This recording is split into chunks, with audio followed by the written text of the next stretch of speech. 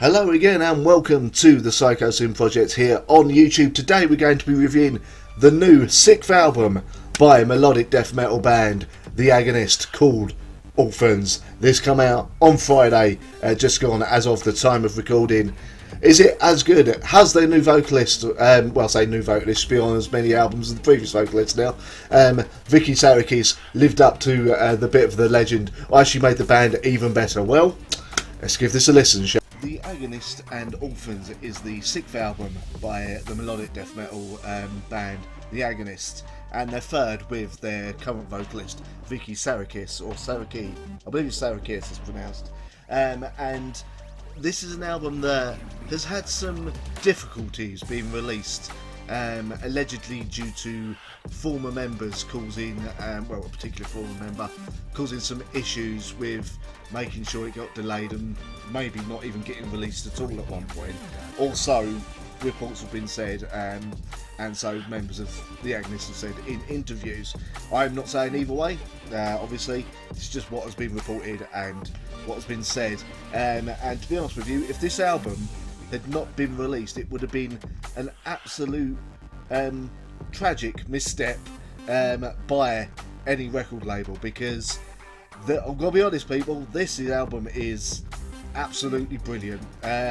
This is a definite gonna be on my albums of the year. Whether it be album of the year, only time will tell, but yeah, this album is vicious, it's brilliant, and it's probably, for me personally, the best thing the Agonist has done so far. So let's start breaking it down, shall we?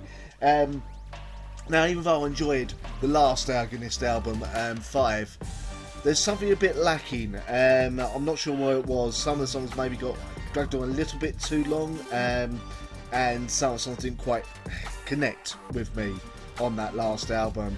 And for some reason, Vicky's vocals sounded not as confident in themselves as they usually did, as they did on the previous album, The Eye of Providence.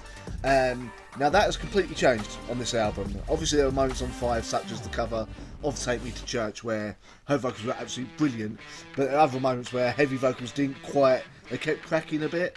Now I don't know if that was a production issue or due to all the touring for Eye of Providence, it affected her vocal performance a little bit. But on this album, I mean, Vicky Sariki, or Sarikis, you know what, I will keep changing how I pronounce that throughout the review, so apologies in advance, especially to Vicky, because I'm probably going to end up saying it the wrong way. But her vocal performance on this album, she is just absolutely full of confidence. She is the commanding, voice on this album. Her low growls and metal vocals, the heavier vocals, are the best I've ever heard from her, and her singing voice just gets better and better, more incredible with every album.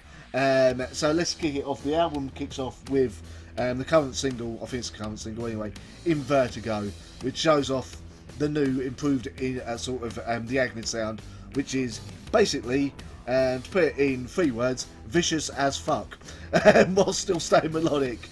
This is just chock full of absolutely superb, very, very much death metal and thrash metal infused riffs, and again Vicky's incredible voice tying it all together with the breakdowns for the chorus as well, to give the song its peaks and troughs of heaviness, as it were.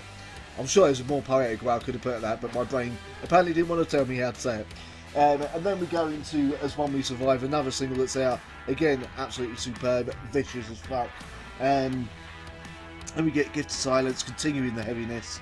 Then we have a bit of a start things sort of just a tiny bit with Mr. Cold, and then it amps up again with Dust to Dust, and the title track Orphans, which is track 9 on here, is an absolute high point. Probably, I believe, the longest song on the album.